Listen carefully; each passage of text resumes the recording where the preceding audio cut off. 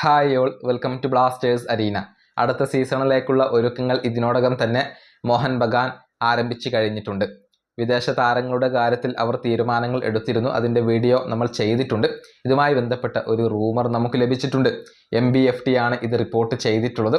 അതായത് ഈസ്റ്റ് ബംഗാളിലെ 2 പ്രധാനപ്പെട്ട വിദേശ താരങ്ങൾ മോഹൻ ബഗാന് സ്വയം ഓഫർ ചെയ്തു, അഥവാ സ്വയം വാഗ്ദാനം ചെയ്തു എന്നാണ് അറിയാൻ സാധിക്കുന്നത്.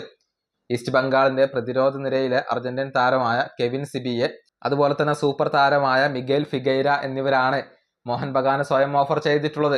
അതായത് മോഹൻ ബഗാനിലേക്ക് തങ്ങൾക്ക് വരാൻ താല്പര്യമുണ്ട് എന്നുള്ള കാര്യം ഈ 2 പേരും മോഹൻ ബഗാനെ അറിയിക്കുകയായിരുന്നു, ഏജന്റുമാരെ വഴി അറിയിക്കുകയായിരുന്നു എന്നാണ് ഇപ്പോൾ MBFT റിപ്പോർട്ട് ചെയ്തിട്ടുള്ളത്. പക്ഷേ ഈ താരങ്ങളുടെ കാര്യത്തിൽ മോഹൻ ബഗാൻ ഒരു തീരുമാനം എടുത്തിട്ടില്ല. കാരണം അവർക്ക് പുതിയ ഒരു പരിശീലകനെ എത്തിക്കേണ്ടതുണ്ട്. ലൊബേറ പുറത്തു പോവുകയാണ്, പകരം പുതിയ ഒരു പരിശീലകൻ വരും.